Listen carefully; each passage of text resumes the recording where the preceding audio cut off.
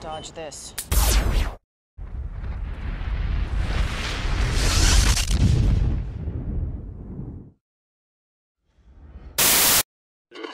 One world currency. The New World Order. Those are the roots of trouble. I imagine that right now you're feeling a bit like Alice. Tumbling down the rabbit hole? Let me tell you why you're here. You're here because you know something. What you know you can't explain, but you feel it. You felt it your entire life. That there's something wrong with the world. You don't know what it is, but it's there, like a splinter in your mind, driving you mad. It is this feeling that has brought you to me. This is your last chance. After this, there is no turning back. You take the blue pill, the story ends. You wake up in your bed and believe whatever you want to.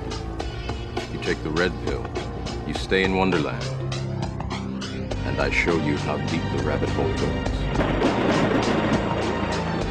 All I'm offering is the truth, nothing more.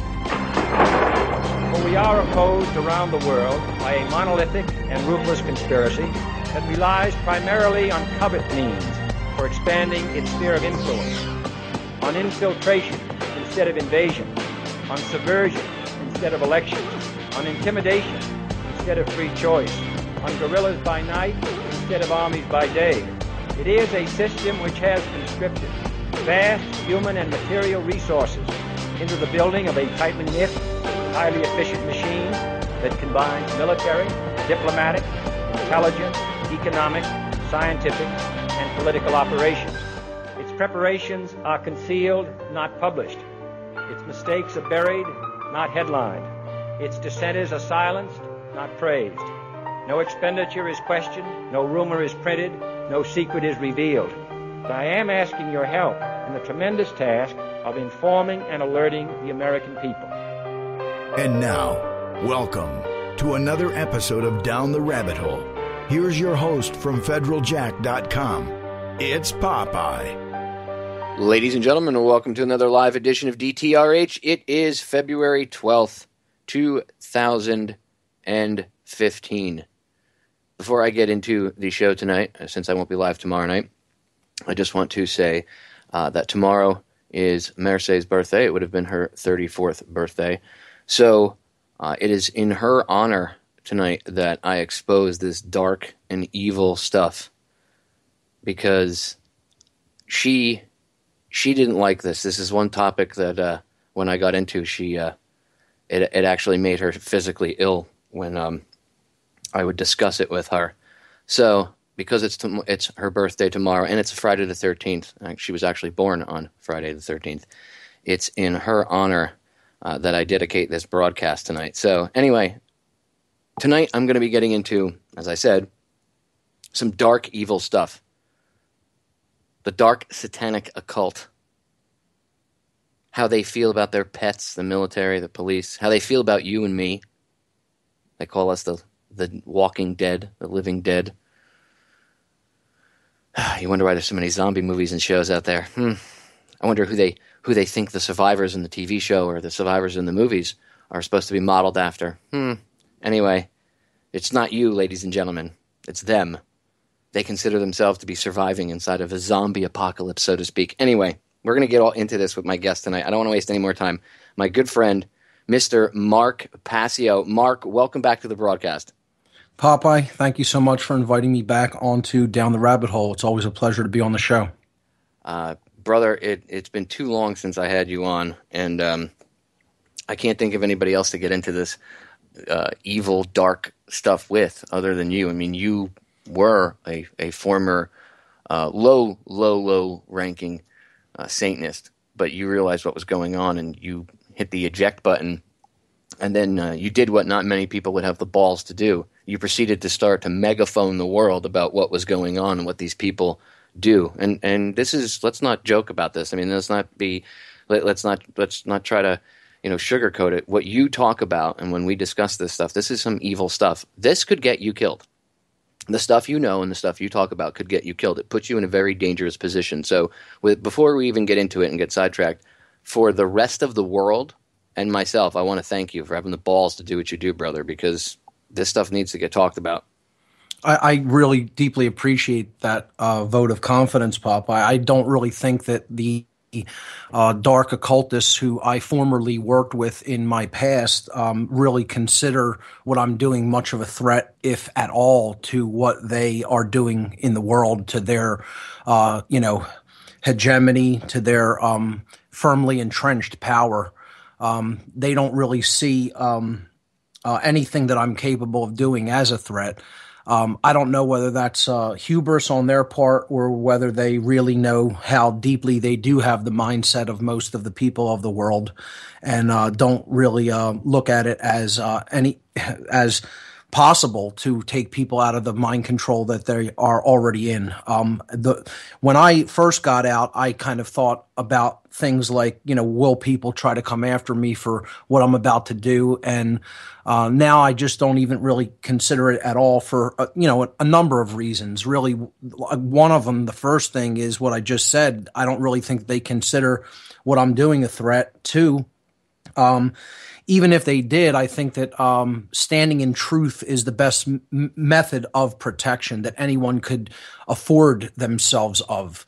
And I think those who stand firmly in the truth and speak it to other people and are trying to inform people about what is going on in our world and why this is a situation of slavery, and it deeply needs to change from a spiritual perspective, from a spiritual point of view, a moral point of view.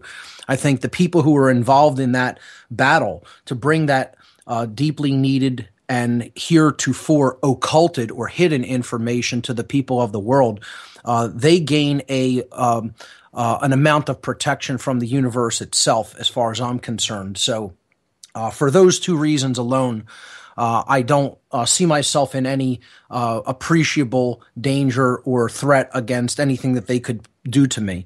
And I've often said on my own show, even if they did try to take me out of the physical domain, my consciousness is going to be back here and continue to do the great work of exposing the evil that's going on this planet and speaking the truth to other people so that they can learn and grow in consciousness no matter what happens to me physically. Yeah, they can't kill an idea, brother. They can't stop it. And honestly, their underestimation of you is good. That's what they've done to us all along. They've underestimated the general public because they really think we are stupid. And I can get it because I've talked to you about this. You go to Walmart at 1 o'clock in the morning to a 24-hour Walmart. Not even at 1 o'clock in the morning. You can go at 9 o'clock at night or 4 o'clock in the afternoon. You look at humanity. You see Black Friday, people stepping over each other while they're having a heart attack to get to the next TV or Xbox or PlayStation. I understand how they could have that arrogance about them. But see, I have more faith in humanity, Mark. Just like you do, I understand the true potential that humanity has inside of itself. It just needs to be awakened. Yeah, there's definite potential there. It's a matter of people getting off of the brainwashing box in their living room, the television watchers out there. And another big mental influence is that the power that religion still holds over the minds of the people of this world.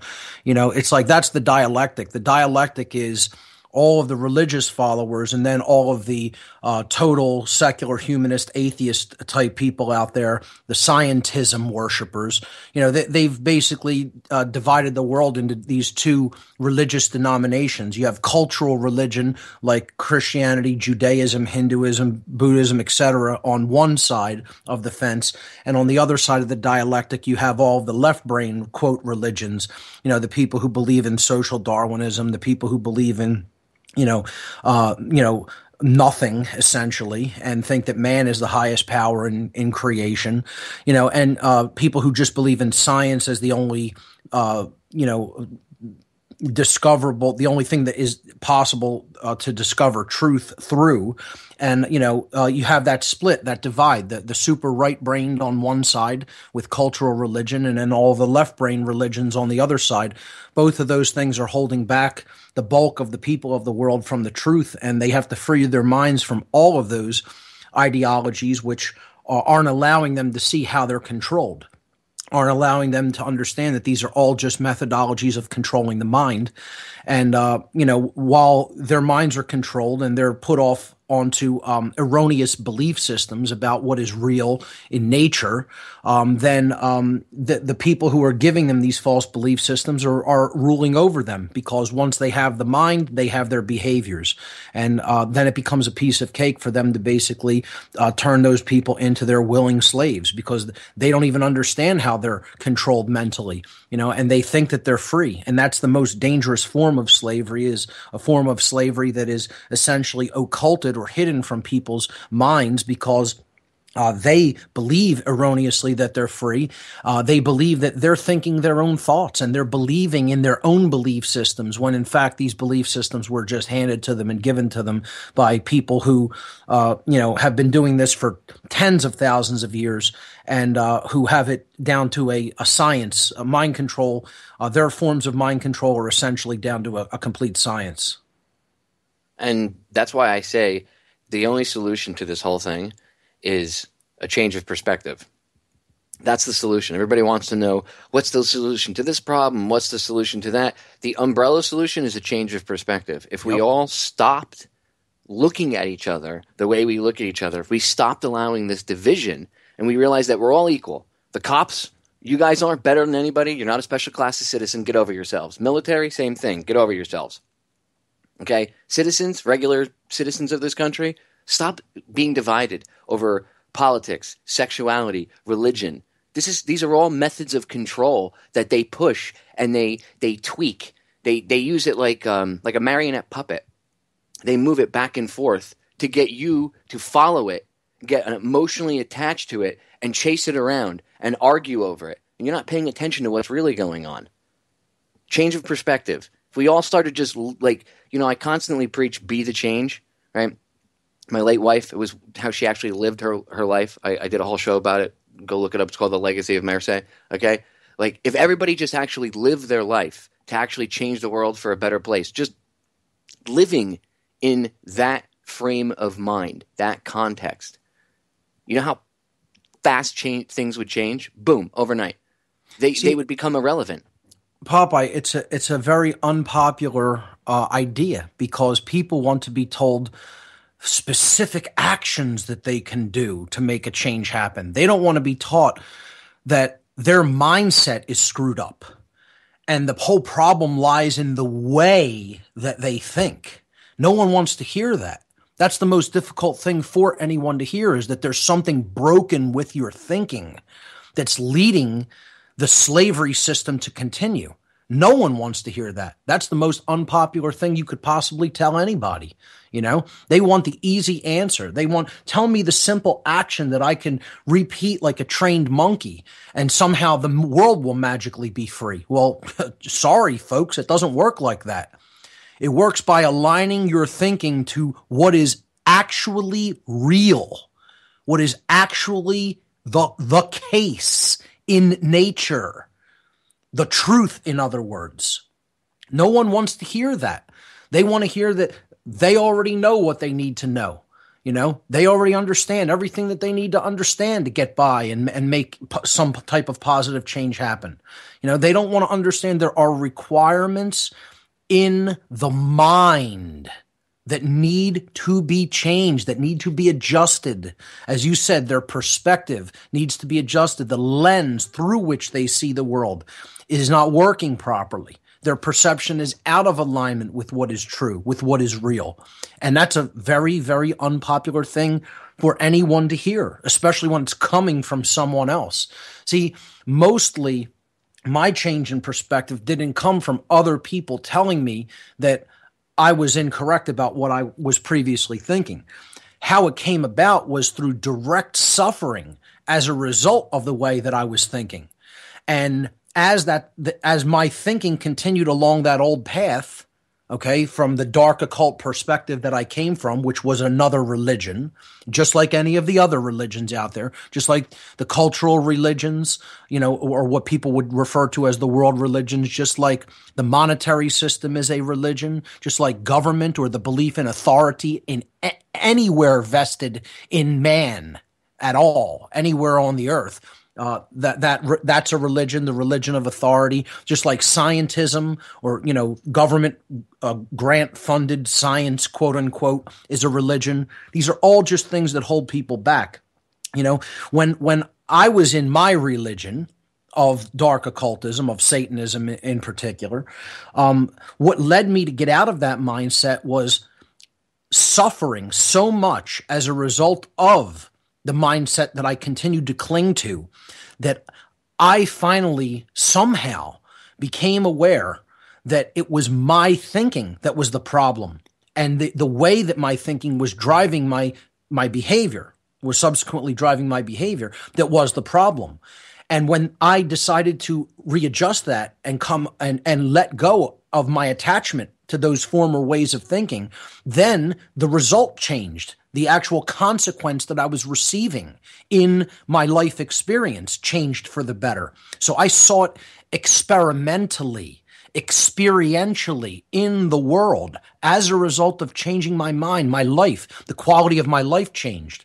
This is what most people refuse to go through. They don't want to do it. And unfortunately, in many cases, it is because they have not yet suffered enough. They haven't hit rock bottom. People are still too comfortable in their, houses with their, 2 or 3 garages and, fancy foreign cars and, all kinds of amenities of modern living, of modern life.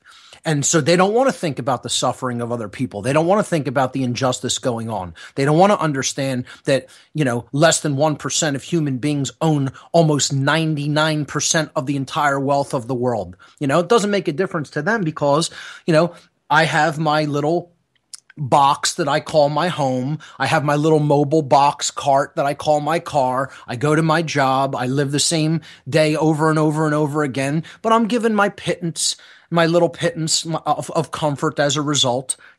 I get my salary and I can live this modest lifestyle that I say I want, that, I say makes me feel fulfilled or comfortable, but people are really ultimately full of it. It's like it's the way that people are living is no way to live. It's a form of slavery. It's debt slavery, and it's slavery through monotony of living the same day over and over and over again.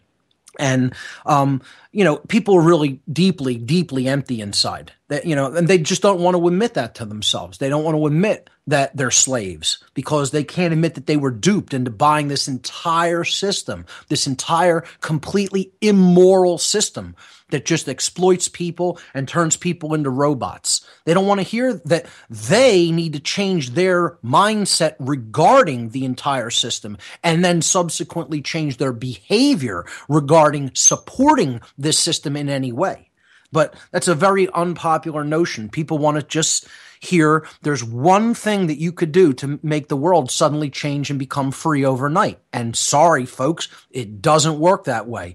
The one overarching thing that you need to do is to change and to free your mind. Your mindset has to be changed. And that is all about your erroneous belief systems that you stubbornly cling to.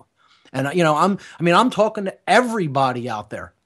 Everybody guaranteed still has some things that they are stubbornly clinging on to as being necessary or required or coming up with some kind of justifications why they have to continue what they are doing. And I can't think of any better example than the topic that we really wanted to cover tonight, police. The idea that these people are necessary in our society, the idea that the job they do is somehow so required of humanity. And it would just be such a even more horrific place without these people doing what they are doing, and this is all about the abdication of responsibility because people don't want to look after themselves and their own communities. They want somebody else to sanitize it and do it for them because they are lazy people who don't want to learn the difference between right and wrong. And they don't want the responsibility to actually clean up their own space. That's what it ultimately comes down to. And then they pump this idea into these people's heads who are on this crazy power trip that they're on, that they're so wonderful and that they're so required and necessary for our wonderful way of life that we have, that's so peaceful and is so violence free somehow, when really there's coercion and violence around every corner, and it's called government. And they do look at them like they're pets. I mean, you actually, again, and we're going to get into the dark, occult, the dark satanic occult stuff later on. But when you were involved at a lower level, you saw people at higher level, and you heard their conversations. You were around them, and you heard them refer to the police and military as their dogs, their pets. I was acutely aware then, and I have become even more absolutely certain, it's not my belief system, that all of the police forces in the entire United States are owned by Satanists. They are owned and run by people who are involved in dark occultism, without any question in my mind.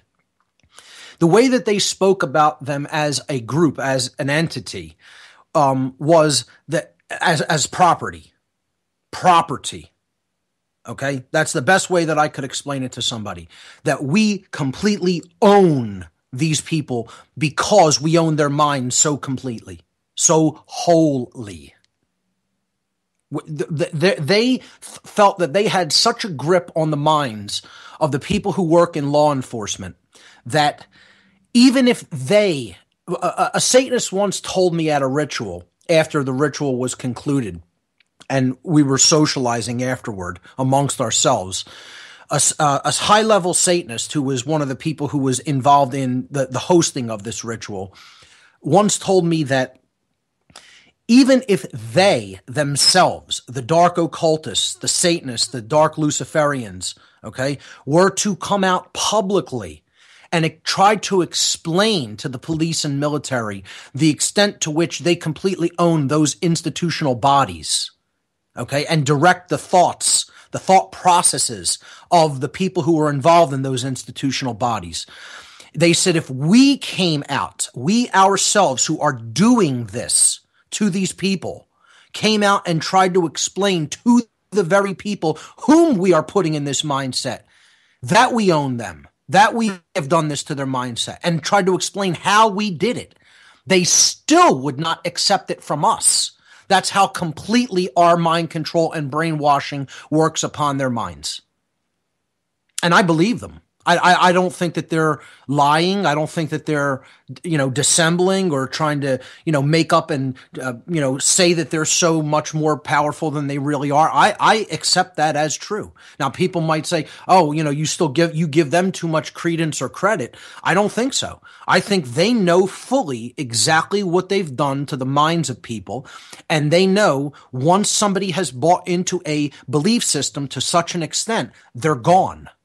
Their soul is gone, and they have it completely, possibly for the rest of their lives. Now, I don't think it's every person within those institutional bodies, but I think they have the vast majority is the phrase I would use. If I had to make some kind of a guesstimate, I would say it's probably in the above 90 percentile of the amount of people whose minds are wholly owned in those institutions. Now, I think the only way that they may come out of that mindset is if they suffer horrifically in a way that they can scarcely even conceive right now. I think their level of suffering has to be so intense that, something breaks in their brain. They're shattered internally somehow. That's how it happened for me. I didn't go easily. I went kicking and screaming and, clawing my fingernails into the floor as I was being dragged away from this belief system. And I think that's what it's going to take for most people. I think they have to go through that long, dark night of the soul, and they have to suffer in unimaginable, unheard of ways before they their ego finally breaks. See, that's what the problem is. It's the ego.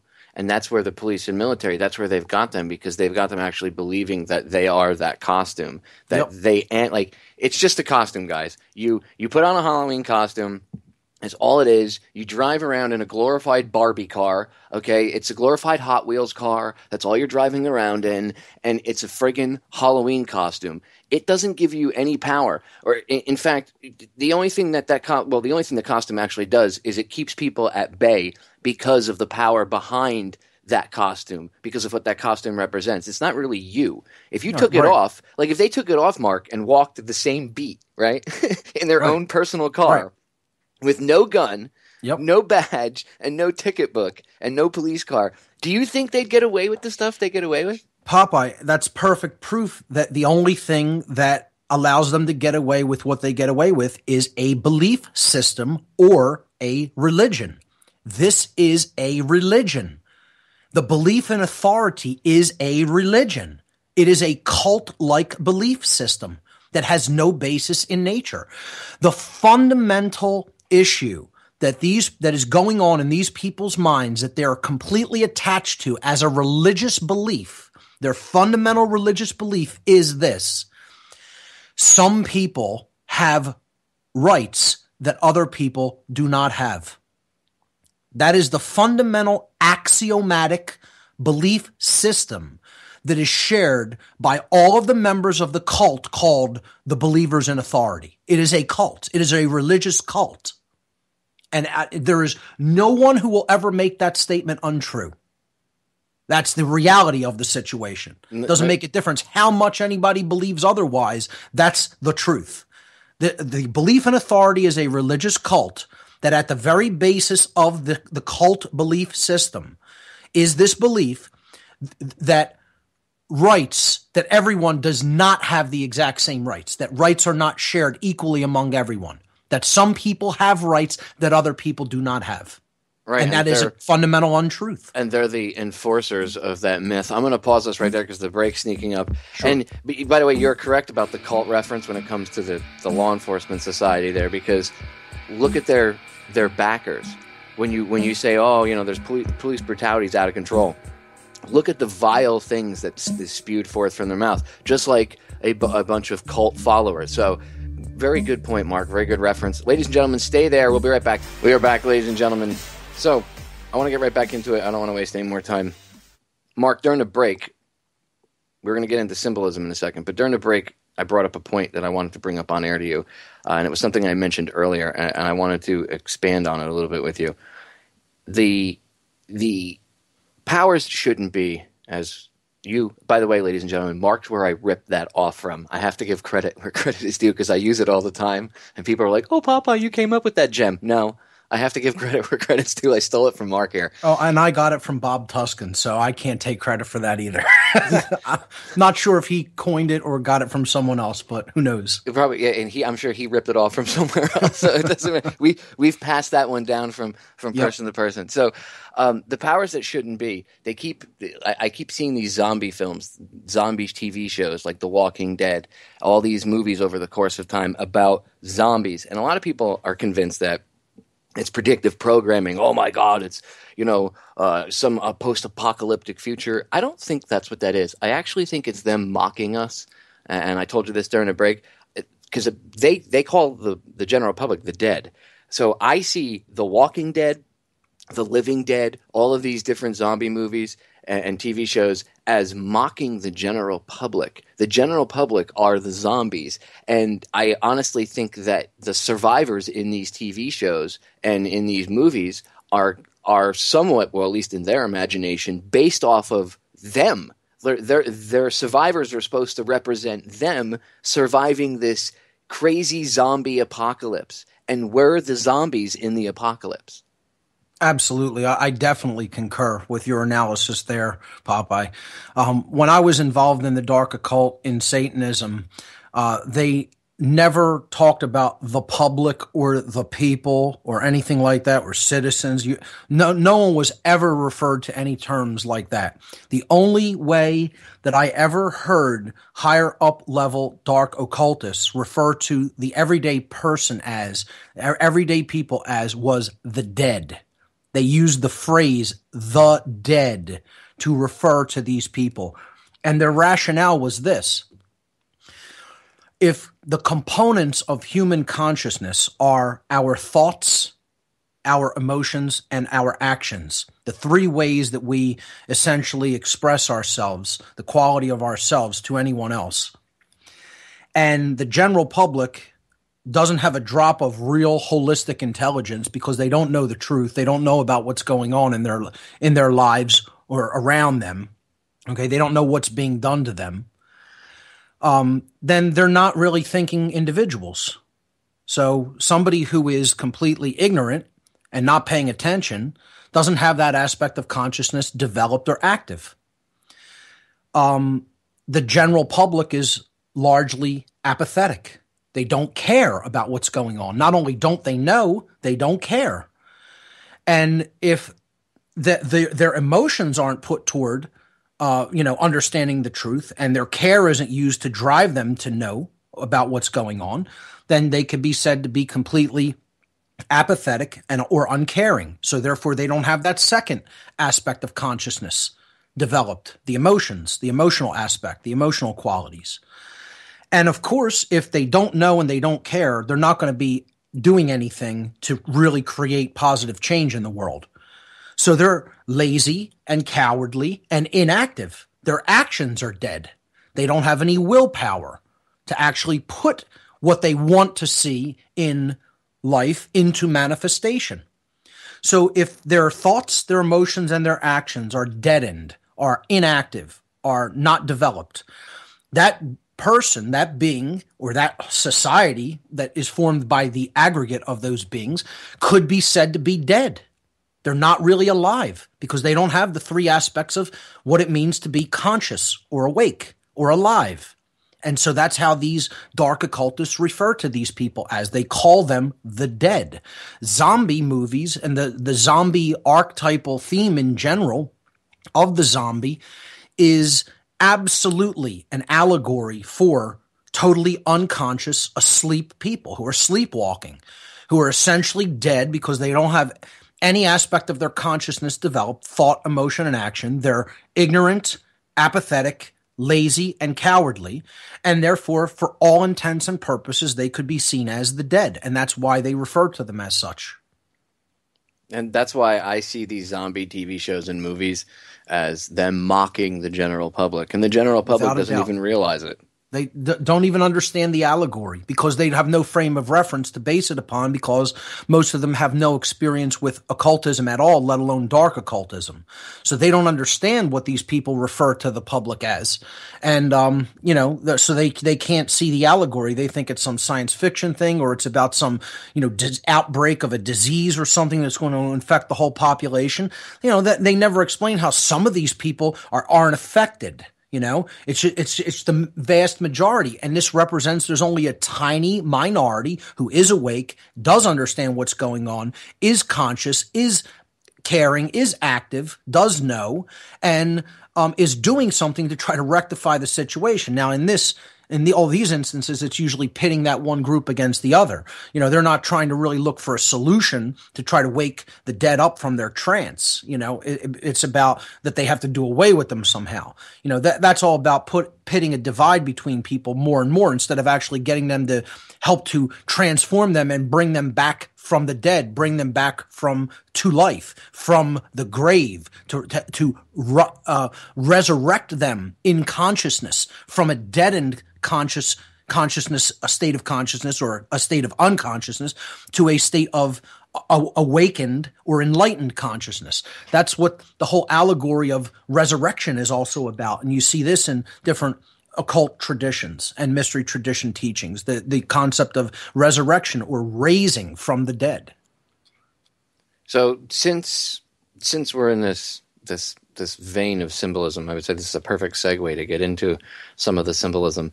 And again, I would reiterate the point that these movies, this is one of the reasons I don't watch this stuff anymore, because I have a better understanding of it now. So like when I watch it, it's actually like I'm being insulted, and I'm like, well, screw you.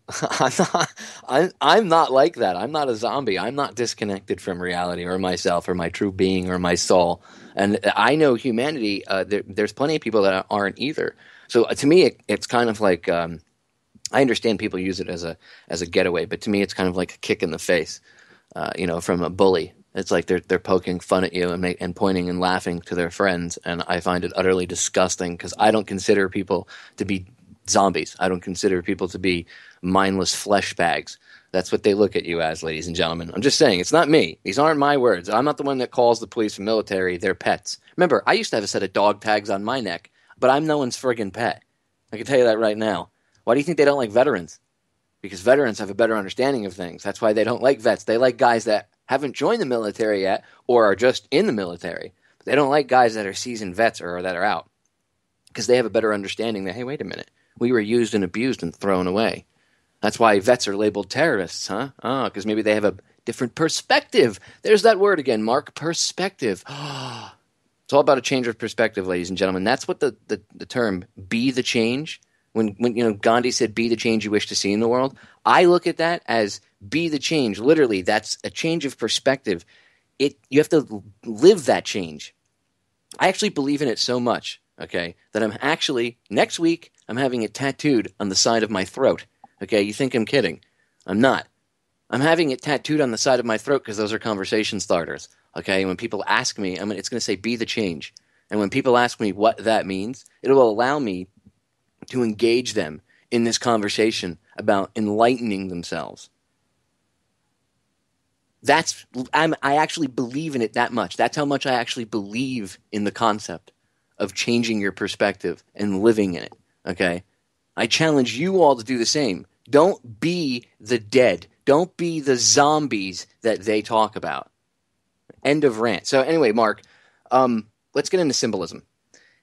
The symbolism that's used in reference to like the police and the military, I just want to point out maybe one or two examples, or if you have a few more, that's fine, of that, like blatant examples of it to drive this point home to the police and the military themselves.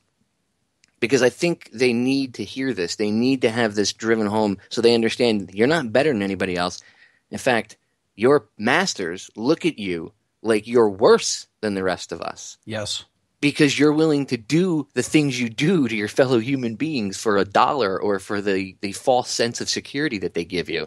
So go ahead. The floor is yours.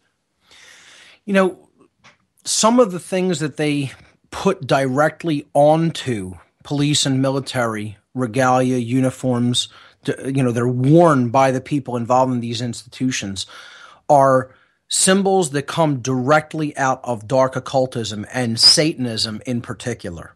Directly, they are putting occult symbols on these individuals. One of the biggest ones that they place on them is inverted pentagrams. You'll see this in some police department badges. Okay, like the Victoria Police. It's an inverted pentagram and it's upholding the British crown. Okay, and it says uphold the right. And that doesn't mean uphold the rights of the people. It means uphold the rights of the crown. They're being used by these people to basically protect them, to protect this royalty, to protect this oligarchy, to protect this, corporatocracy, or what I call the occultocracy. That's what we live in. We live in an occultocracy. We live in a society that is ruled by occultists, by a hidden elite that understands more about the human psyche than anybody else in the world, and therefore understands how to manipulate the mind of the public to get them to put themselves into chains for them. You'll see this often placed directly on the forehead. They don't just wear it as a badge like over the heart in many cases. They'll put it over these areas of energy within the human body. One of them is the heart. So that's why a badge is worn near the heart. Another place that they'll put it is on their hats. Whatever type of hat they may wear, they'll put it on the front of the hat so that it's right near the fore part of the brain, the prefrontal cortex of the brain, which is where the morality center of a being is. So they're putting a satanic emblem that resonates with satanic energy over the part of the brain that could develop morality. Just think about the symbolism involved in that.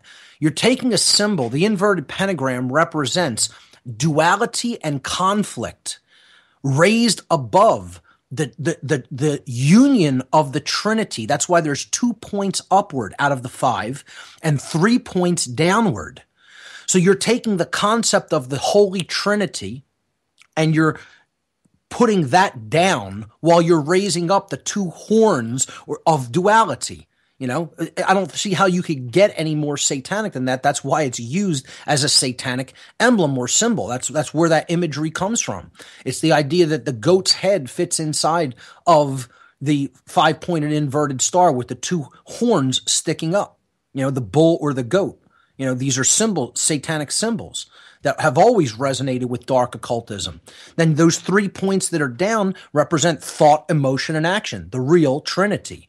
You know, you could look at it as the, quote, religious Trinity, but that's just a symbolic allegory about the 3 aspects of ourselves. You have the thoughts, which is like the creative aspect. Then you have the Divine Mother or the Holy Spirit, the sacred feminine component of the consciousness, which is the emotions, okay, the heart. And then you have the actions. That's the male byproduct. That's why it's always a male child in the Trinity, because the thoughts and emotions come together as the father and the mother figure. They are wed together, and then they have the offspring, which is the actions of the individual, which is a male or masculine quality.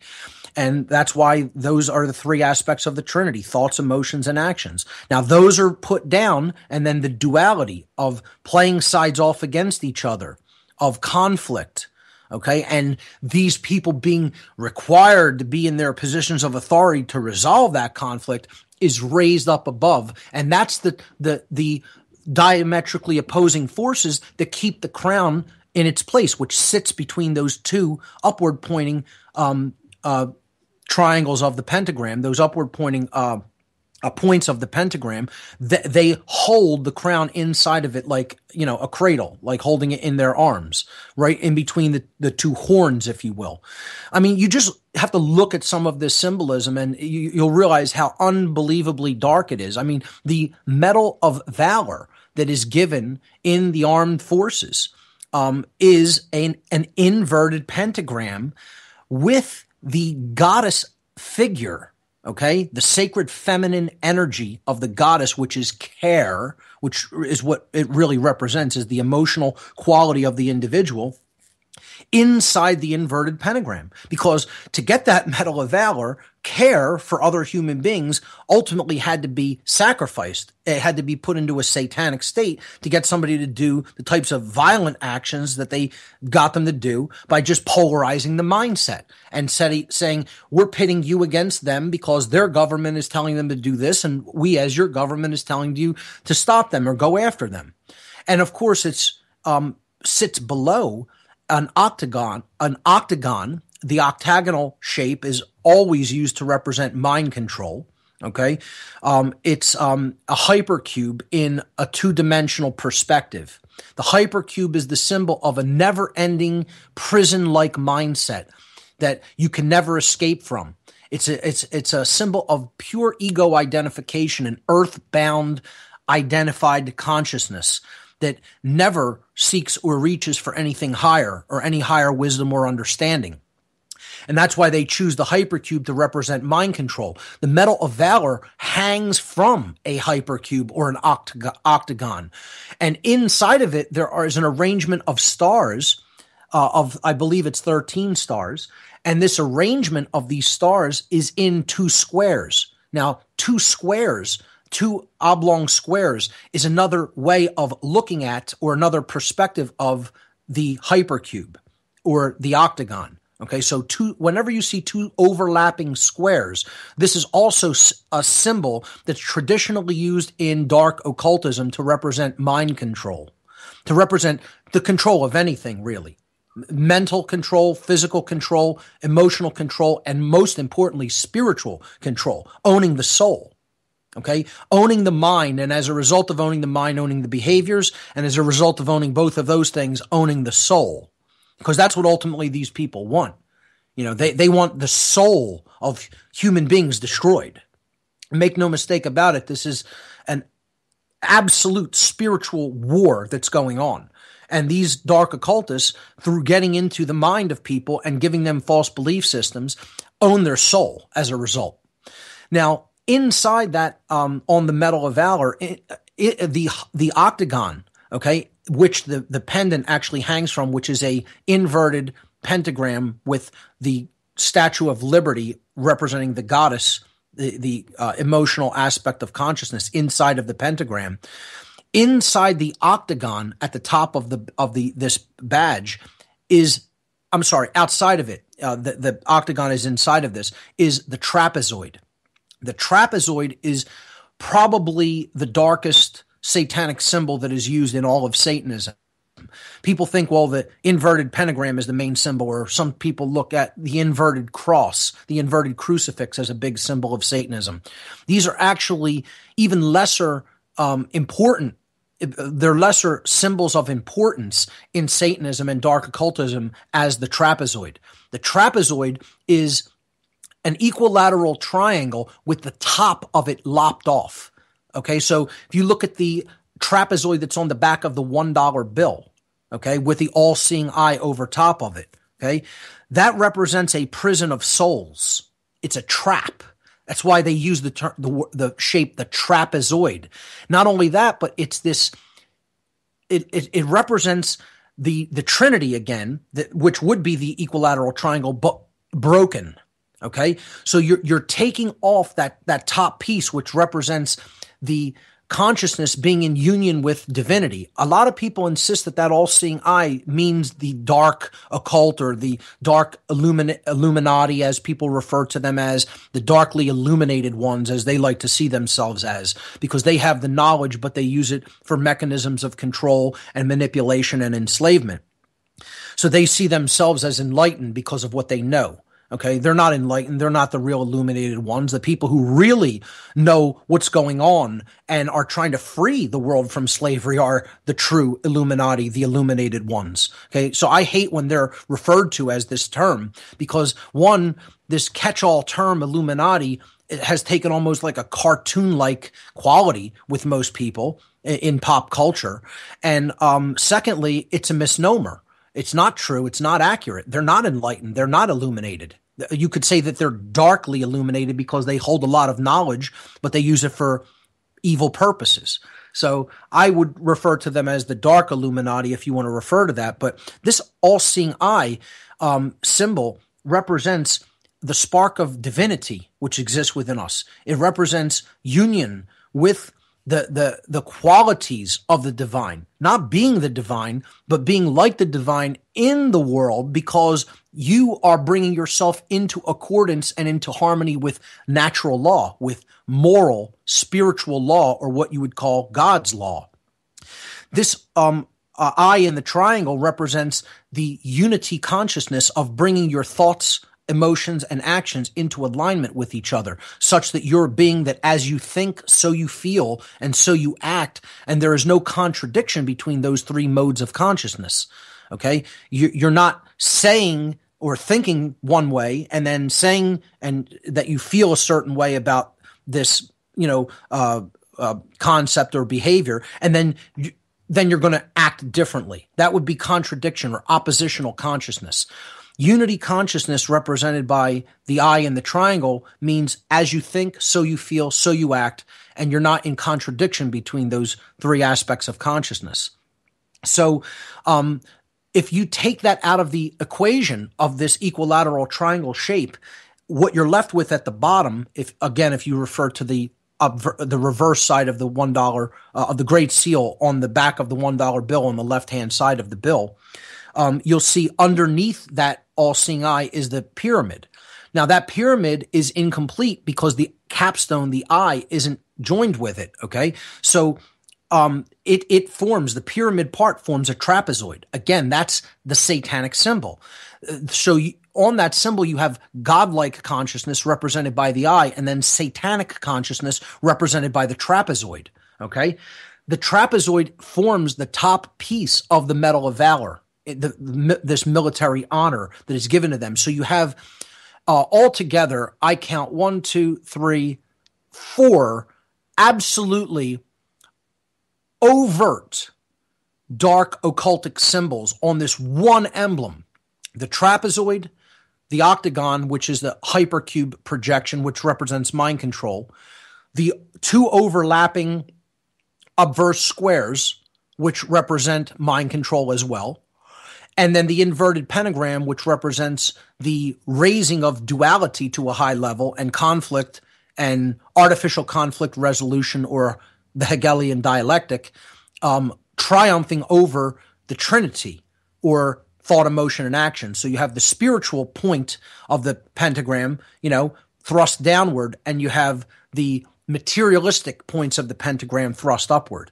And then inside of that is trapped the goddess that represents care for truth, care for what is right, care for knowing the difference between right and wrong, care for freedom. And, I just can't think of anything more blatantly satanic. I mean, you even have like a trident, a double trident symbol, with a snake wrapped around it, in the middle of the symbol as well. And this is just one example. I mean, you could go on and on and on and on. Look at the checkerboard floor, which is a big symbol in low-level Freemasonry.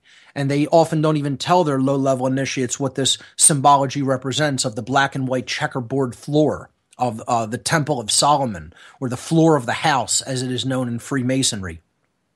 This is often wrapped around the head of the police. Here in Chicago, they use it on the police's hats. They use it in England, all over the place, all over police, the checkerboard floor, wrapped around the brain. Base level thinking. Yep. I hammer this point. That's why I wanted to just let you go off on this, because I hammer this all the time. That's the reason. That's the symbology. That's what 666 is. The mark of the beast. That's what it's base level thinking. Us, we're the beast. That's what they look at us like cattle, again, like zombies, like the walking freaking dead. And you're not. You're not, humanity. You're not. Okay? I believe in you. Mark believes in you. We understand your true potential. It's time you did as well, because the powers that shouldn't be have you thinking of yourselves like they think about you. See, that's the beauty of their whole plan. They know they can't control you themselves. They can't physically dominate over you, because mankind has evolved past that. So now they get you to do it to yourself. They have to put you into a poisoned worldview mindset where you think like they think. Everybody's just horrific and bad. Nothing can be changed. People just need to be culled or killed off, and what am I going to do about it? That's where they want people. They want people in this mindset of, what can I do about it? Now, I said, they may not be in a lot of fear about what I can do, but hey, I could do a whole lot. I could do a lot of damage to their plan. I could change a lot of people's minds. I'm not going to stop trying. You already have, dude. So that's why I said they've completely underestimated you and your abilities. I'm going to pause us right there because I see the break is sneaking up on us. Ladies and gentlemen, don't go anywhere. I urge you to go over to Mark's website, whatonearthishappening.com, and check out all of his podcasts. Go through them in order. It's important. That way it's kind of like taking a class. If you go out of order, it's going to screw you up. It's better to go in order from start to finish. I promise you, you will not be sorry. I'm telling you, Mark's a good personal friend of mine, and he has helped me on my enlightenment throughout the years. You will not be sorry, ladies and gentlemen. Stay tuned. We'll be back in 3 short minutes. No hate, no hype, no fear. You're listening to Truth Frequency Radio. We are TFR. Ladies and gentlemen, welcome back to hour number 2 of tonight's live edition of Down the Rabbit Hole. I am your host, Popeye from FederalJack.com. It is February 12th, 2015. Tonight I am hanging out with my good friend, Mark Passio. He's a Jedi of truth. You can't describe him as anything other than that. Mark, you're a Jedi. It is what it is, buddy. So we've been getting into Satanism, the dark occult. We've been talking about the symbolism, the powers that shouldn't be used on their pets, as they call them. Again, not my words. I don't call you my pets. Okay, police, military. I don't call you my pets. They do. Just remember, they're the ones with the cute little nicknames for you, not me and not Mark. So maybe that's who you should direct your anger at. So Mark, during the break, we were discussing what we were talking about in the first hour. And ladies and gentlemen, if you're just tuning in, go back in the archives and make sure you listen to the whole show because you won't be sorry. We were discussing the checkerboard floor. Yes. And I had brought up to you that it's representative of 666. And everybody fears, oh my God, the mark of the beast. I challenge that. The mark of the beast, we are the beast. We are like the beast of burden. We are cattle. That's what they look. We're not. That's not what we really are. But that's what they look at us as. And that's what 666 is. It's representative of base level thinking, where they've got humanity now. Walmart on Black Friday is a perfect visual of that. Okay, it's this base level thinking, and that's Satanism, by the way, at its finest, at its most visual example is Black Friday. People climbing over somebody having a heart attack and dying so that they themselves can get a cheaper deal on an Xbox. Satanism at its core is the love of oneself only.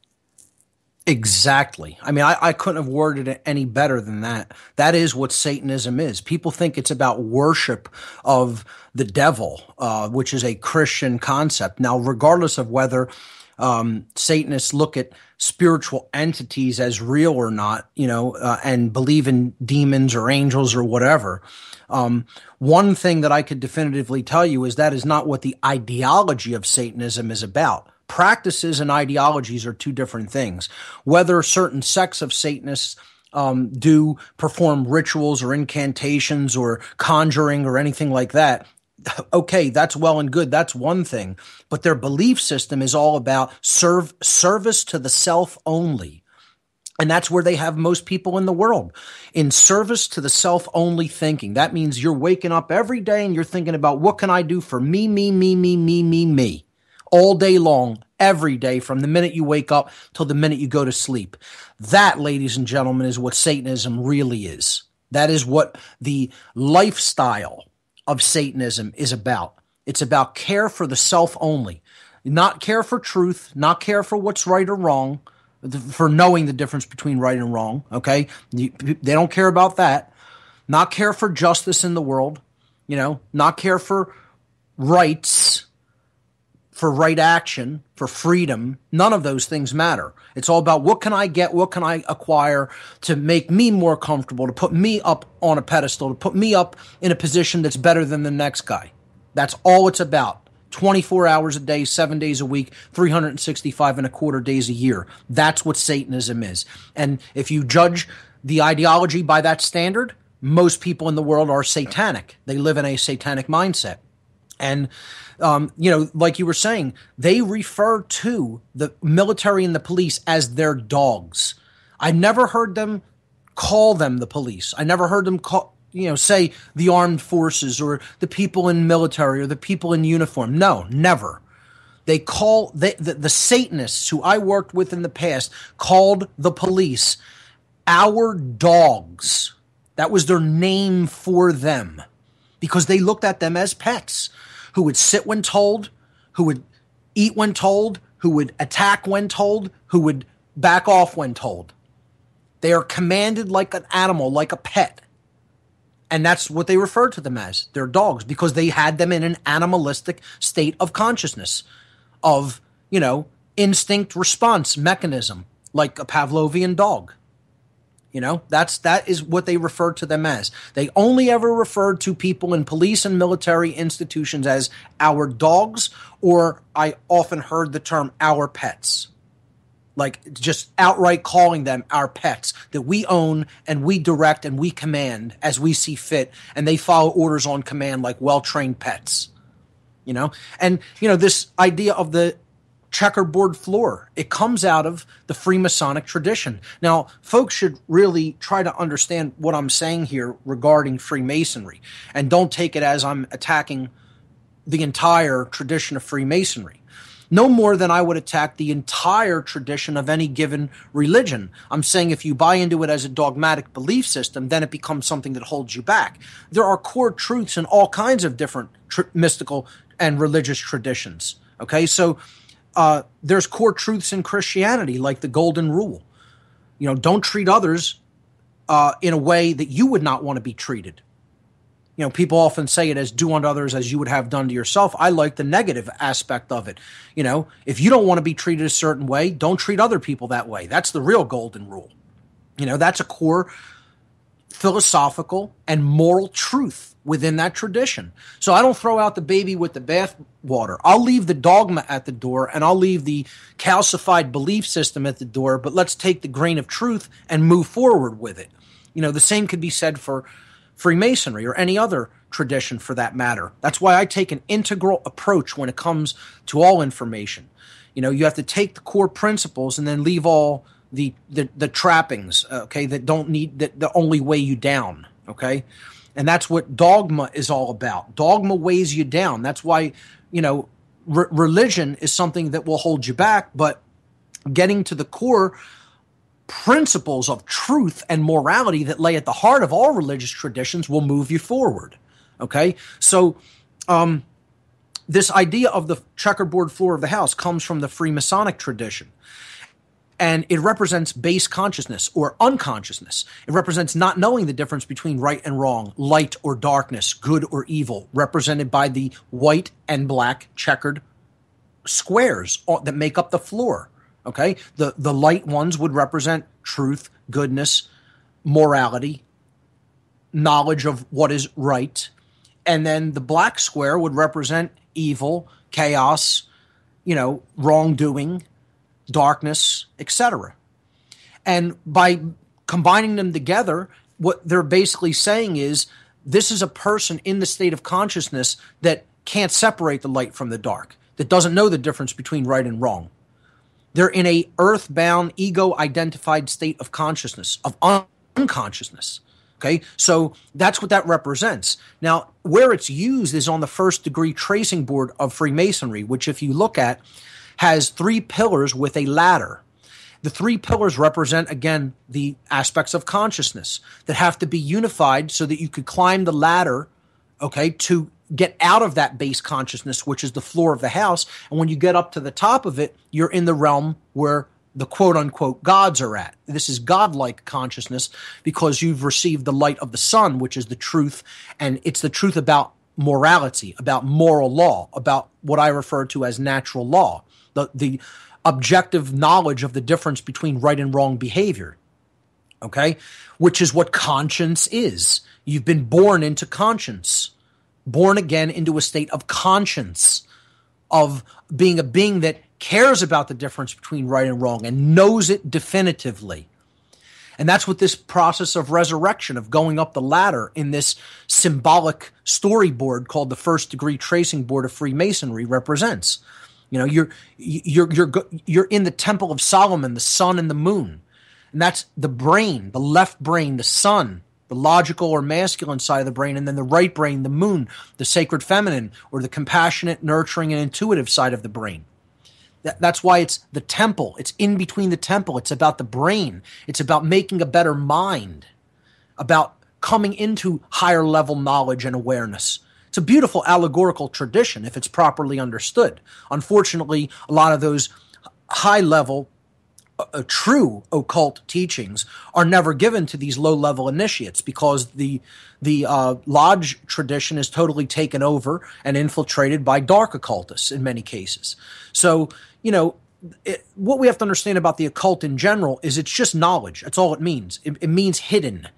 And it's simply knowledge about how the human mind works. It's knowledge about how the laws of nature work.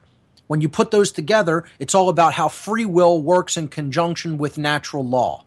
That is ultimately what it is all about. How free will works in conjunction with the laws of cause and effect or consequences. Okay? So this tracing board has these 3 pillars. And, you know, what the 2 pillars represent is you have to come in and they're seemingly divided, the masculine and the feminine. They have to be wed or unified. Okay, so we bring them into harmony, into unity consciousness. We have the sacred masculine aspects of the personality, and we have the sacred feminine aspects. We need to bring them all together and work with them all. So we're working with logic and scientific type thought, but we're also working with creative and intuitive capacities. Okay, we could also say that these two pillars represent what I call the pillars of enlightenment, the sacred feminine principle and the sacred masculine principle. The sacred feminine principle is the principle of non-aggression, or in other words, the golden rule: do no harm to other sentient beings. Don't do to other beings what you would not want done to yourself. If it causes harm and suffering, don't do it to others. That's the sacred feminine pillar. Then the sacred masculine pillar is the right to self-defense. If you are being accosted by violence being conducted against you from another, you maintain the inherent right to defensively use force in order to defend your rights, your life, your property, etc. So that's the sacred masculine principle. You put those together, you have a being that isn't going to be engaged in the control dynamic at all. He or she is not going to be trying to control others or coerce others or do violence to others, nor is he going to accept control, coercion, violence, and slavery. And that's the kind of being that they fear the most. So the middle pillar represents the synthesis or the unity between these two modalities of consciousness or these two principles. Okay? And that's what real enlightenment is about. Now, if we move all of these ideas, and not only that, but when we take the numerology, as you suggested earlier, Popeye, the 666 idea, it's a mistranslation in the New Testament that this is the number of a man. This is how it's always translated in the book of Revelation out of the original Hebrew. This number 666 is not said in the book of Revelation to be the number of a man. It is said to be the number of man, meaning of humanity, of humankind, of the human species. Okay, there's a very important thing and a hugely mistranslated concept in that text. It is not the number of a man, it is the number of mankind, of humanity. And there's a reason it's the number of humanity. 666 represents the failure in thought, emotion, and action. Each number represents failure of an aspect of consciousness, or the deadening of that aspect of consciousness, the incompletion, the undevelopment, okay, it not being used. And therefore, that's why it is considered the number of humanity. Humanity is the beast. Humanity is the dead. They are in that base consciousness in the aggregate. That's not to say some people aren't awakened or enlightened. We're talking about in the aggregate numbers. If you take the species as a whole and you looked at it from afar, it would largely look completely unconscious. Okay? Now, if that is base consciousness 666, this sacred or holy number in different forms of religion and mysticism and occultism, 777, has been traditionally used to represent godlike consciousness, or in other words, being like the divine. Not being the divine. Again, there's a very big difference between being God, okay, which no one is, and being like the divine, embodying the qualities or living your life in a divine way. Okay, having aspects of consciousness which are reflective of the Creator, reflective of the light of the Creator. Okay?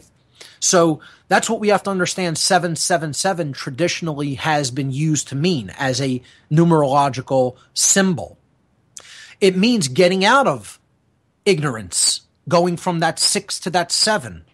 You're activating. It's a number of activation of each of these modes of consciousness. So you're going from ignorance to true holistic intelligence. Then the second aspect of consciousness, which was a 6 in 666, the middle 6, is apathy, where you're getting out of apathy and you're going to true care. You're activating true care, heart-based emotion. And then the third 6 represents failure in action, cowardice and laziness. Well, then you're activating that in the form of courage and willpower. It's the activation of the masculine aspect of consciousness, just like care is the activation of the feminine aspect of consciousness. So that 777 would represent being in divine-like consciousness. Now, if we put all of these things together, okay, and we look at the Fraternal Order of Police's emblem, we see the checkered floor of the house, and then we see the unity pillar.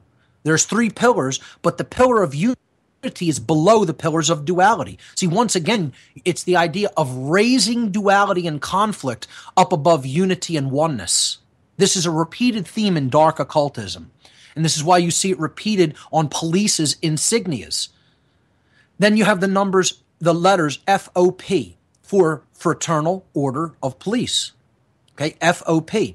But if you take those numbers and apply their gematria equivalents, gematria is occult numerology. And how you do this is you count which letter in the alphabet the F is. So F, A, B, C, D, E, F. F is 6. It's the 6th letter of the alphabet. So you're going to ascribe the number 6 to that F. Then O. O is the 15th letter of the English alphabet. So since you have two numbers, a 1 and a 5 in 15, you're going to add those together, and you come up with another 6. And then P is the 16th letter of the alphabet. And you're going to add the 1 and the 6 together, and you're going to get a 7. Well, we don't have 666. We have 667. Very significant number. Because what they're saying to the police here, what this is symbolically representative of, and whether this is deliberately designed like this or it's synchromystic, is neither here nor there. It's still telling us something extraordinarily important if we understand how to decode it. That's failure in thought, meaning they're not really holistically intelligent, they're still ignorant. Failure in emotion, certainly don't care about truth, don't care about justice, true justice, don't care about natural law, don't care about the difference between right and wrong. They're still in that state of apathy. But then action is raised to a higher point, to a higher number, to the 7 instead of the 6. See, so the number of the police in the dark occultist's eyes is not 666, it's 667. It's just one more than the average dead of the public. Now, that doesn't mean that they don't hate these people even more than the public, but it means they'll use them for their purposes because they see a little bit more value in what they can get out of them than even the public, because they're the 667. And what is that thing that they're going to use them for? Their actions, their muscle, their masculine presence, the behavior that they can get them to conduct through mind control, through keeping them in base consciousness and dualistic thinking, represented by the checkered floor and the dual pillars raised above the pillar of unity. 667 would be a being that is still ignorant, is still apathetic, but is taking action in spite of their ignorance and their undeveloped true care, their apathy. So while thought and emotion are still dead within them, they're acting in a capacity of order followers, following their orders and just performing the rote actions that they are commanded to perform like robots. So that gives them that one more number up from 666 to 667.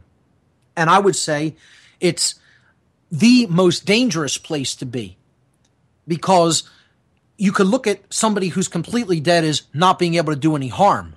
But somebody who's still taking action and doesn't care or know the truth, doesn't care for the truth and doesn't know the truth, is extraordinarily dangerous. And that's why that is the number of the police, 667, not 666. They're used as the buffer between the dark occultists, the darkly illuminated ones, and the public, to basically protect these dark occultists' interests and stomp all over the rights of the public in the process. And that's how they're seen. They're seen as attack dogs, guard dogs that are guarding their interests and attacking anybody who gets in the way of these high-level financiers, occultists, so-called elite members of society getting their way and getting what they want. And the police go right along in hand with it. And you know, to round out this symbol, you see the all-seeing eye symbol at the bottom of the emblem on one of the 2 points that represent duality, and then a Masonic handshake, because of course the Fraternal Order of Police is a Masonic affiliate, and I would say it is a dark Masonic affiliate, what I call dark Masonry.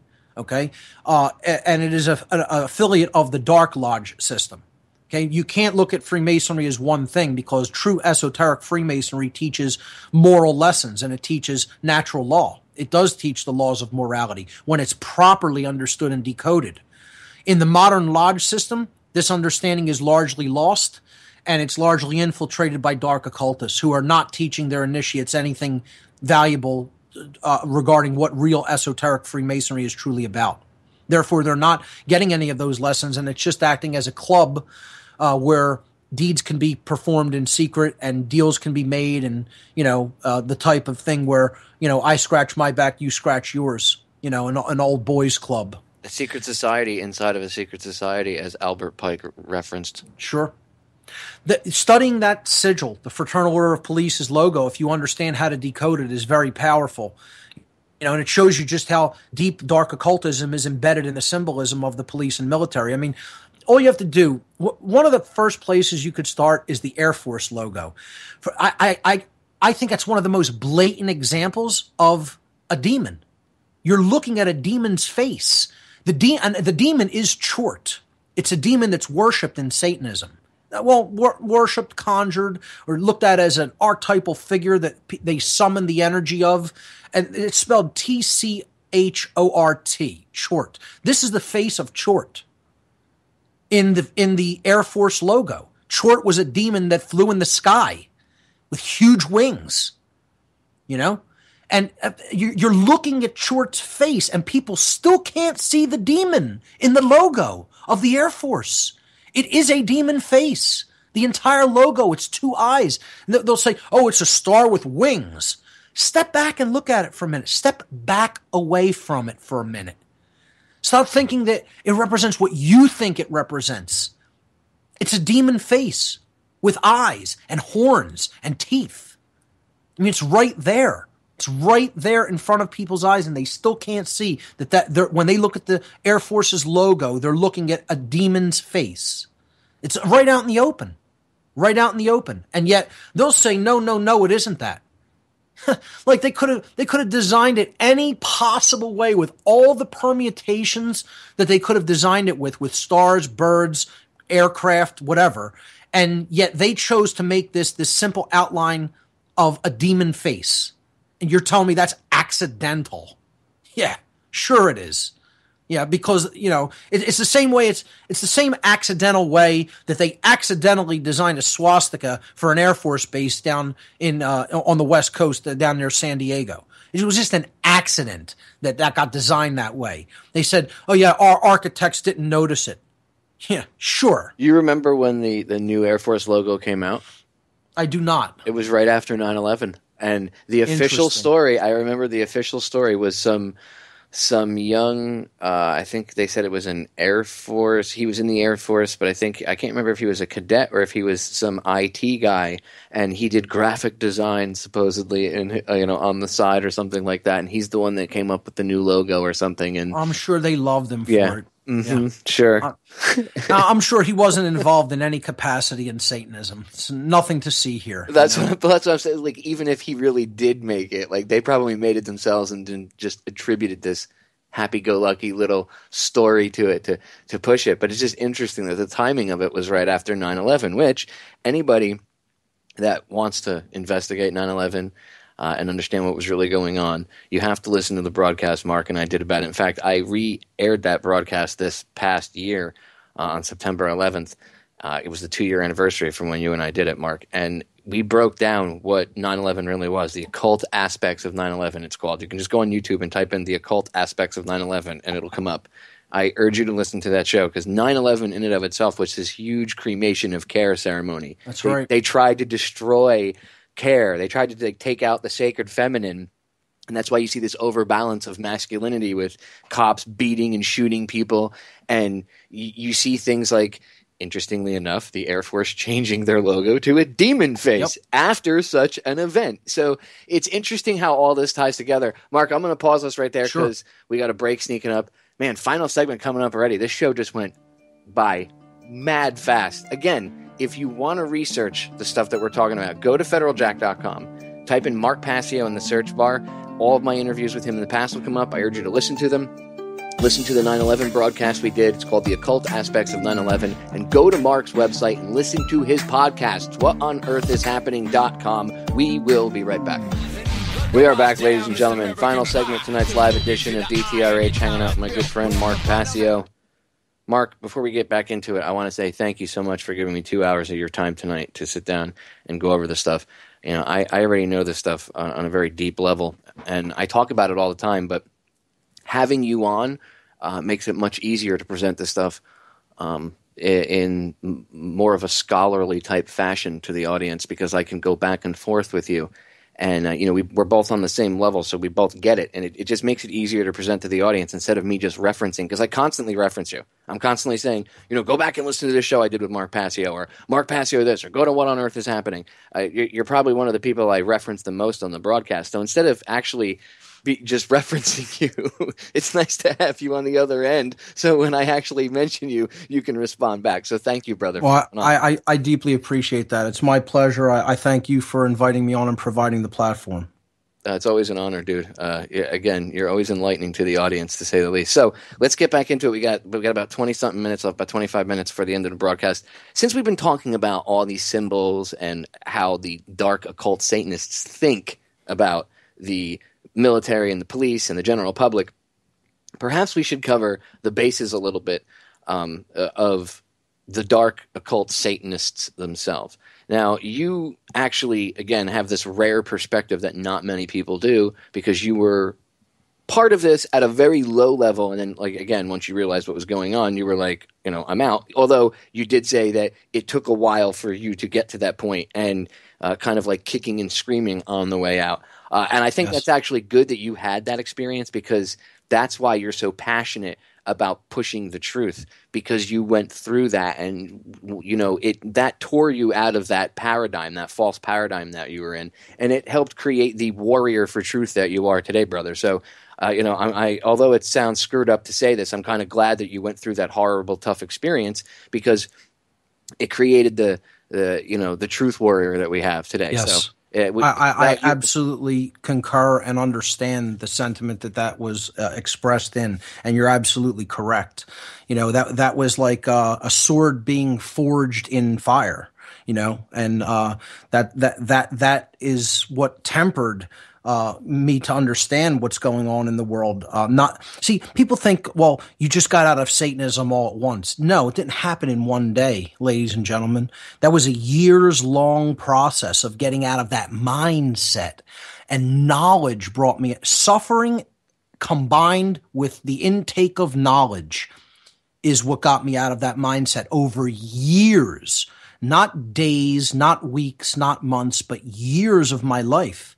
I didn't just suddenly wake up one morning and say, oh, I'm not a Satanist anymore. I don't think this way anymore. All the years of, accepting this type of a belief system, oh, that's all just magically gone, and I'm totally enlightened now. I know the difference between right and wrong behavior now. I know what natural law is about now. I know all the ways that I was previously wrong suddenly overnight. No. I knew a few aspects of things that showed me enough to say, hey, I got to stop my involvement with these people. And that was about it. Then, it's okay, boy, out the door you go. Don't let it hit you in the rear end on the way out either. And, now I'm, in between worlds, because I'm not going back to the old world of organized, distorted religious dogma, nor am I going to go into this realm of the exact antithesis of that, which is this, not just atheistic, but this, totally control-based paradigm of we're the masters and we're going to make everybody else our slaves, and we'll give them all kinds of fake dogmatic religions, and we'll give them a fake monetary system that only enslaves them further, and give them all forms of mind control and poison them, with their the garbage food that we push on them to eat, and the radionic weaponry, and EMF pollution, and hammering the mind with all kinds of frequencies, etc. I don't want to be involved in any of this on either side. So then I'm kind of a man, with no comfort and lost between worlds for years. And what brought me out of that condition of ignorance and suffering was knowledge. That's when I went into deep study, really deep study. And I started to become obsessive with studying and knowledge and just reading voraciously, insane amounts of material, downloading things, watching documentaries, listening to lectures, going to lectures whenever I could find someone that I felt was important, hear speak and understand what they were talking about. Reading book after book after book after book, sequestering myself, isolating myself from the rest of the world to a point where friends and family members often thought, "Hey, what's wrong with you? You don't do anything. You're sitting basically in one place alone. Just, what are you doing with all your time?" And the answer was reading, getting my mind back, reclaiming my mind, trying to understand what I had just been a part of, and that wasn't an overnight process, folks. That was years long, that process. And, a lot of those beliefs went with difficulty. They went because when you're so attached to a religion and a belief system, usually it's only suffering that's going to rip you away from it. And that's how it went with me. And, it had to come to a point where I was suffering so badly that the only two alternatives were, death, the grave, or the ladder to higher consciousness, getting out of the pit, getting out of the abyss by making an actual effort of willpower to climb out of that pit by nourishing myself with knowledge, with the light of truth. And that's what it took, and again, for me, and I consider myself a reasonably intelligent human being with a pretty decent capacity for learning, it still took me many years.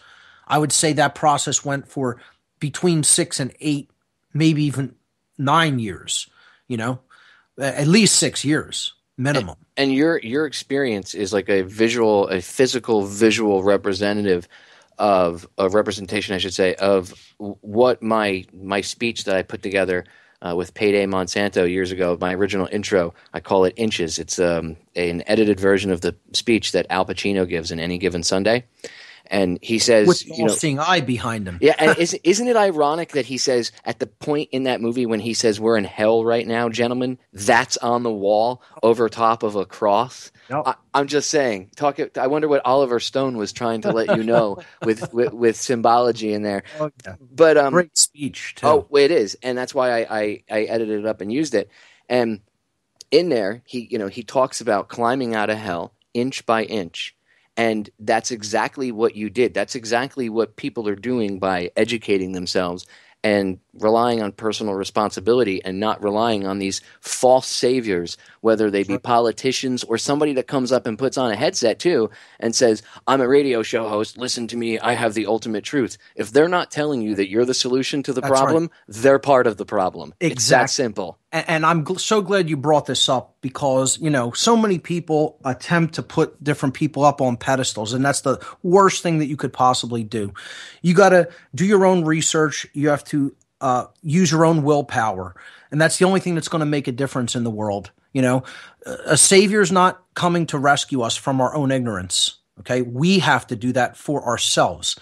I think one of the worst doctrines in all of religion is the doctrine of salvationism. Personally, I'll just come blatantly out and say it just like that. I think salvationist forms of religion of all kind are the worst form of mental bondage and slavery in the world. Because what this is doing is making you abdicate your personal responsibility to actually make an effort to change things in the real world for yourself. And you're just abdicating that to some other entity and saying that being is going to do this for me, or I just need to believe in that being, or I need to accept him as he, she, it as my savior. Okay. And that'll make everything okay. No, it won't. Period. It will not. See, and most people will grasp that I'm really trying to get at salvationist Christianity with this. And it's true because, this whole idea that all you need to do is believe in Jesus as your personal savior. I mean, where did that notion even come from? I want anybody to find in the New Testament words attributed to Jesus where it says, worship me as your Savior and you will be all right. That is the path to freedom. That is the path to goodness. That is the path to order. How about trying to live in the way? How about having Jesus as your example, whether you believe in him as a real man or an allegory, an allegorical figure, of truth? How about live according to the teachings that were espoused by that great teacher? Be like him in your personality. Be like him in your everyday actions. Now, don't try to worship somebody. Worship isn't required, And these salvationists, that's what they're all about. It's brainwashing. They've been brainwashed. They're a member of a cult. It's not a religion. That's a cult. It's not a true religion. It's a cult belief system, salvationism. And all it does is abdicate personal responsibility.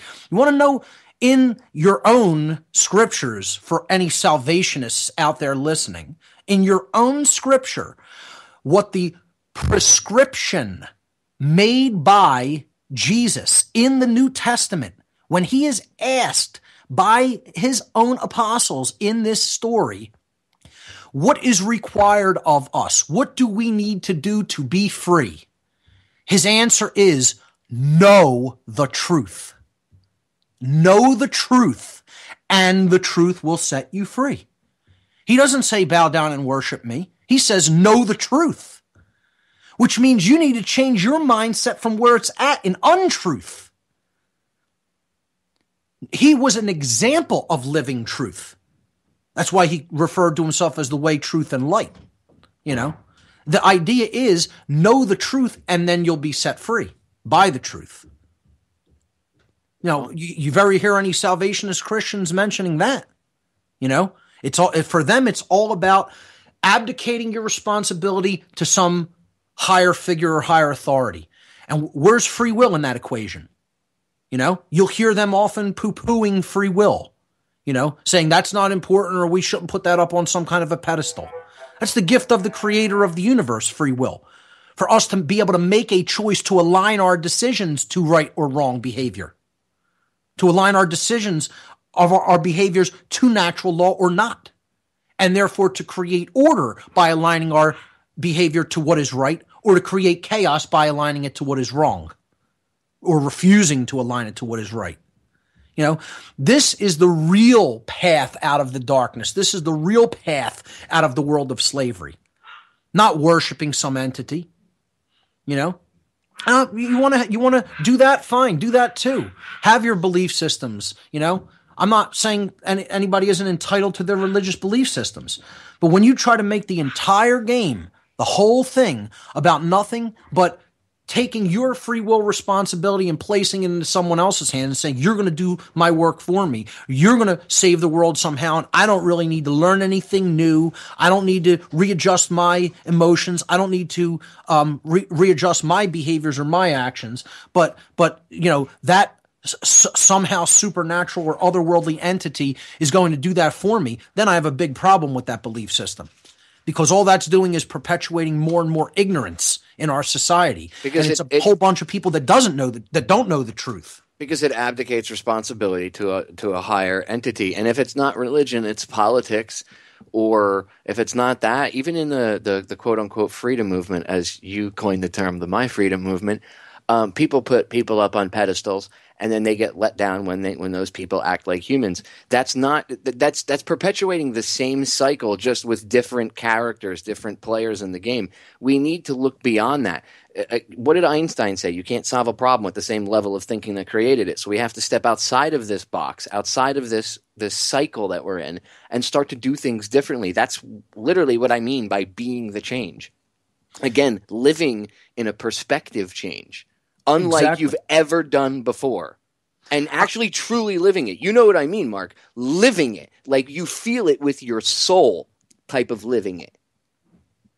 I'm glad you brought up the idea of people, even within the truth movement, putting heroes up on some kind of a pedestal, and then, then it didn't work out, or, how they planned it, or the person, proved not to be the exact perfect figure that they were thought to be. No one's perfect in this three-dimensional reality. If you're expecting perfection here, you're going to be sorely disappointed, because it doesn't exist.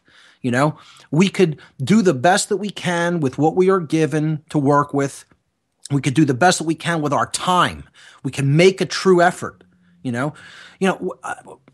I was saying to some friends the other day that I still really don't think that most people understand the message I'm trying to put forward in the world, because the vast, overwhelming majority of the stuff, of the correspondence that I ever received from people is, thank you so much for what you're doing. It helped me to understand this, that, and that. What I'm looking for is not praise. I don't want to be popular. I'm not trying to, win friends or win support from people. I want people to understand what's going on and then help do something about it. I tell people, I don't want their thanks, praise, and support. I need your help. I need your help to help influence other people to go through the same change that we've gone through in our understanding. That's what the great work is. The great work is helping other people out of the pit, out of the abyss, helping them to climb up out of hell. That's what the great work is. So get to work doing that.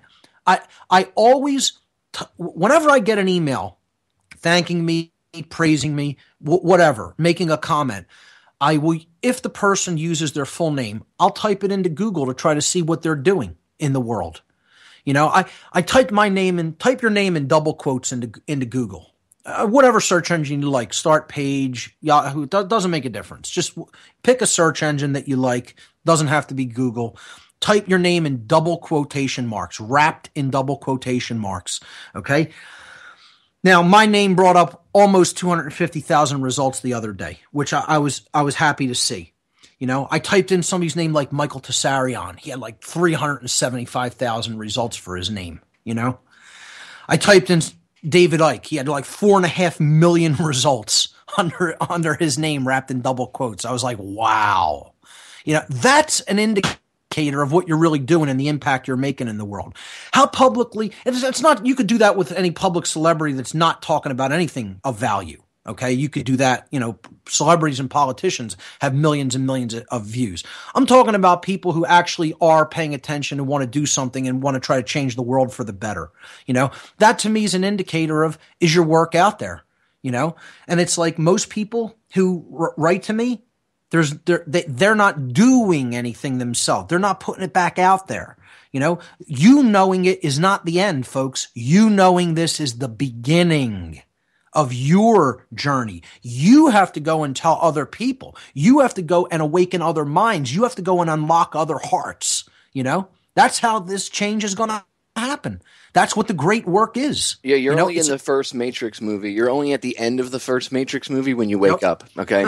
That's right. You're only at the end of the first one, ladies and gentlemen. We haven't won yet, okay? That's the whole beauty of this experience, is it's a journey that everybody will go through, and that if you open your mind and you take personal responsibility, you will be amazed at the information you'll receive, the love you'll receive, the knowledge that you'll receive, but you have to be willing to do it. Nobody's going to come do it for you. Okay. That's right. That's what you have to, go back and listen to, again, go to federaljack.com, type in the search bar, type in, what was it? Decoding the Matrix, deciphering the Matrix. Just type in Mark Passio Matrix into the search bar in Federal Jack, and it'll bring up the show Mark and I did about this.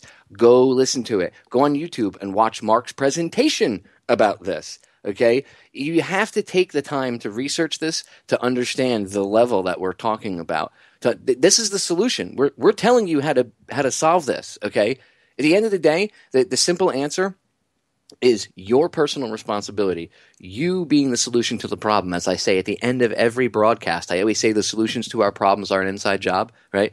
I coined that little ditty because I want you to understand that you are the solution. And as soon as you realize that, you're going to make these people in power irrelevant. Their threats of violence won't mean anything if they don't have people to back them up.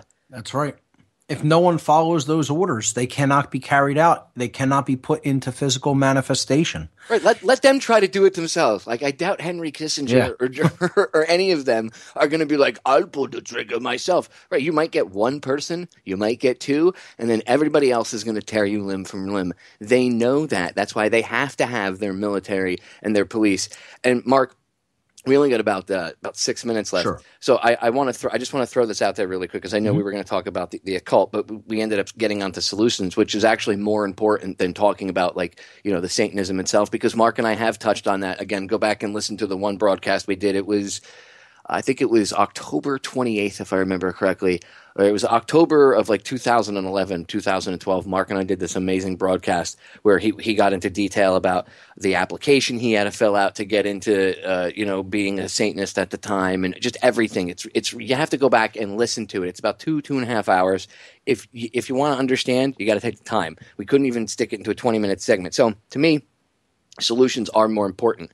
But the one thing I wanted to throw out there really quick before I run out of time is I just want to reiterate the point that in this dark occult network, whatever you want to call it, and this includes the people that partake in satanic, rituals and murder and sacrifice and things like that, and the ritual abuse of children in certain situations.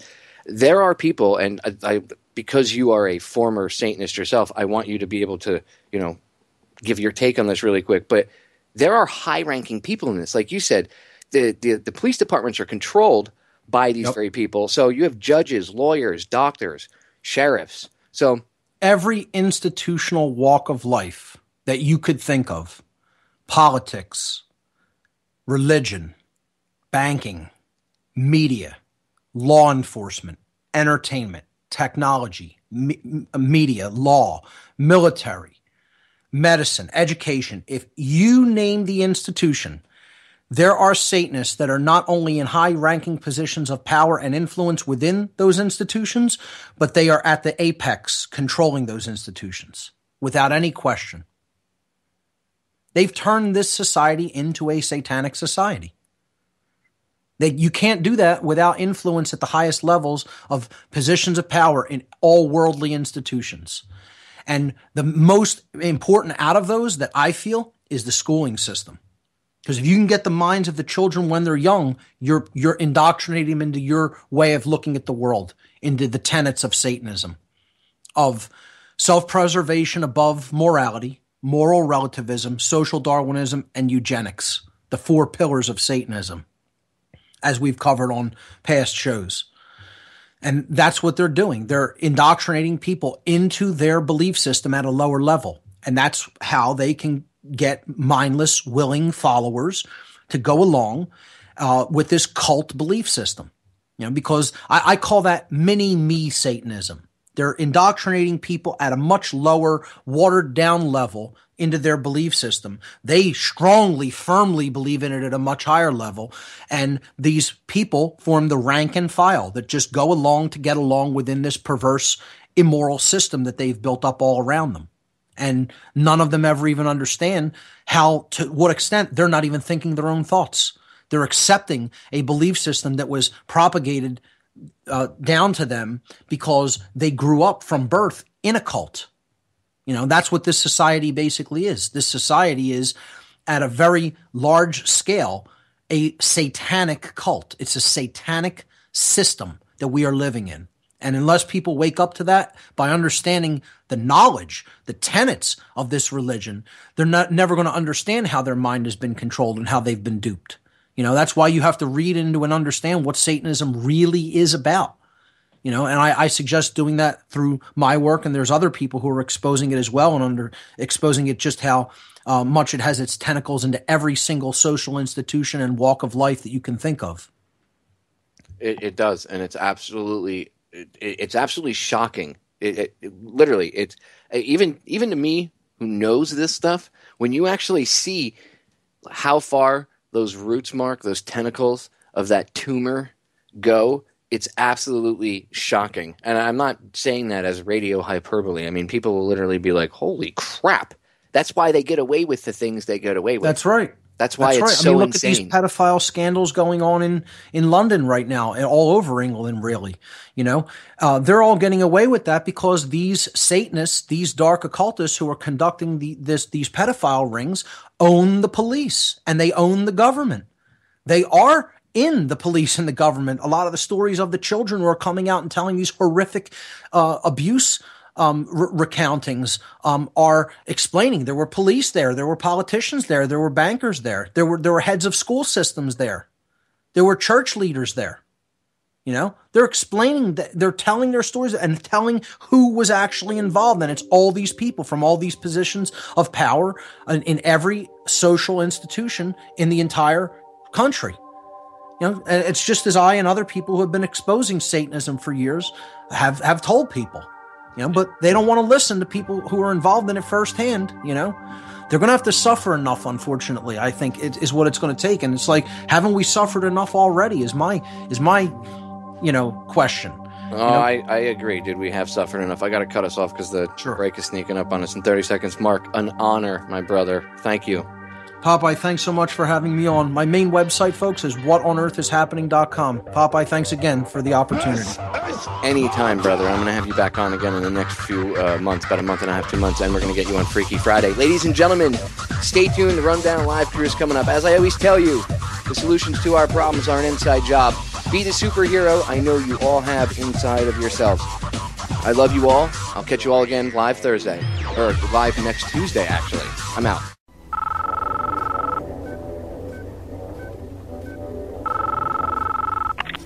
I know you're out there. I can feel you now. I know that you're afraid.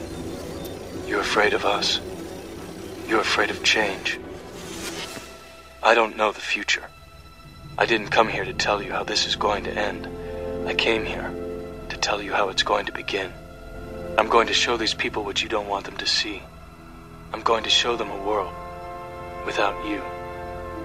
A world without rules and controls, without borders or boundaries. A world where anything is possible. Where we go from there is a choice I leave to you. President John F. Kennedy. Ladies and gentlemen, the very word secrecy is repugnant in a free and open society. And we are, as a people, inherently and historically opposed to secret societies, to secret oaths, and to secret proceedings. We decided long ago that the dangers of excessive and unwarranted concealment of pertinent facts far outweighed the dangers which are cited to justify it. Even today, there is little value in opposing the threat of a closed society by imitating its arbitrary restrictions. Even today, there is little value in ensuring the survival of our nation if our traditions do not survive with it. And there is very grave danger that an announced need for increased security will be seized upon by those anxious to expand its meaning to the very limits of official censorship and concealment. That I do not intend to permit to the extent that it's in my control. And no official of my administration, whether his rank is high or low, civilian or military, should interpret my words here tonight as an excuse to censor the news, to stifle dissent, to cover up our mistakes, or to withhold from the press and the public the facts they deserve to know. For we are opposed around the world by a monolithic and ruthless conspiracy that relies primarily on covert means for expanding its sphere of influence, on infiltration instead of invasion, on subversion instead of elections, on intimidation instead of free choice, on guerrillas by night instead of armies by day. It is a system which has conscripted vast human and material resources into the building of a tightly knit, highly efficient machine that combines military, diplomatic, intelligence, economic, scientific, and political operations. Its preparations are concealed, not published. Its mistakes are buried, not headlined. Its dissenters are silenced, not praised.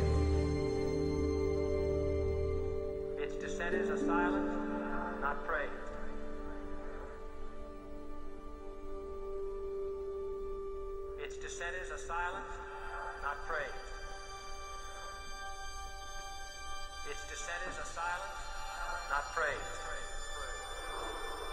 Its dissenters are silent, not praised. Its dissenters are silent, not praised. No expenditure is questioned, no rumor is printed, no secret is revealed. No president should fear public scrutiny of his program, for from that scrutiny comes understanding, and from that understanding comes support or opposition, and both are necessary. I am not asking your newspapers to support an administration, but I am asking your help in the tremendous task of informing and alerting the American people. For I have complete confidence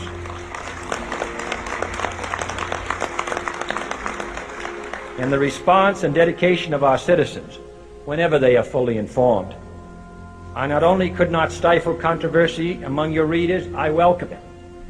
This administration intends to be candid about its errors.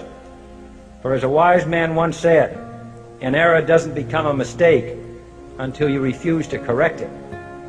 We intend to accept full responsibility for our errors, and we expect you to point them out when we miss them. Without debate, without criticism, no administration and no country can succeed, and no republic can survive.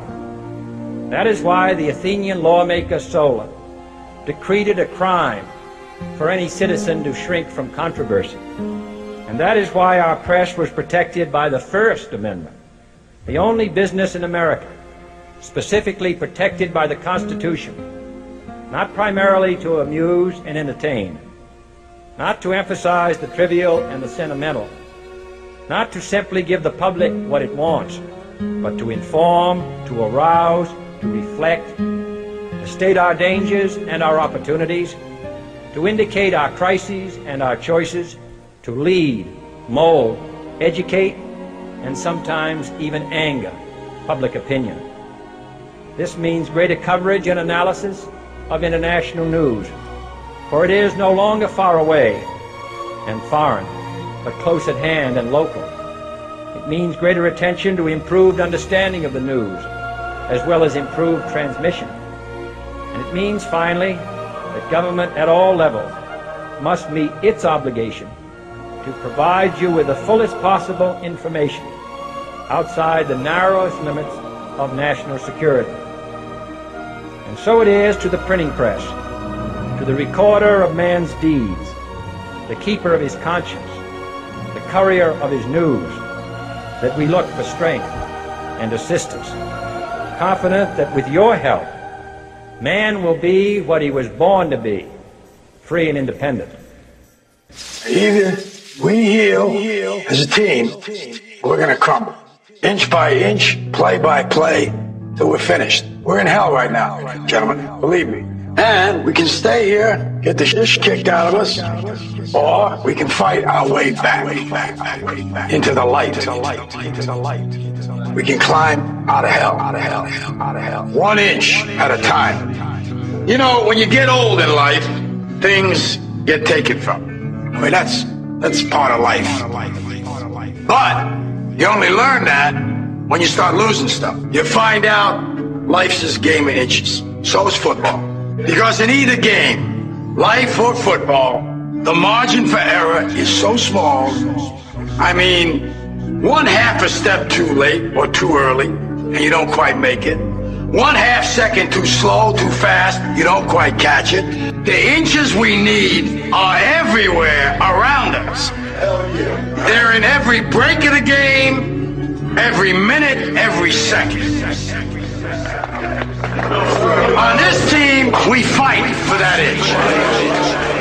On this team, we tear ourselves and everyone else around us to pieces for that inch. We claw our fingernails for that inch.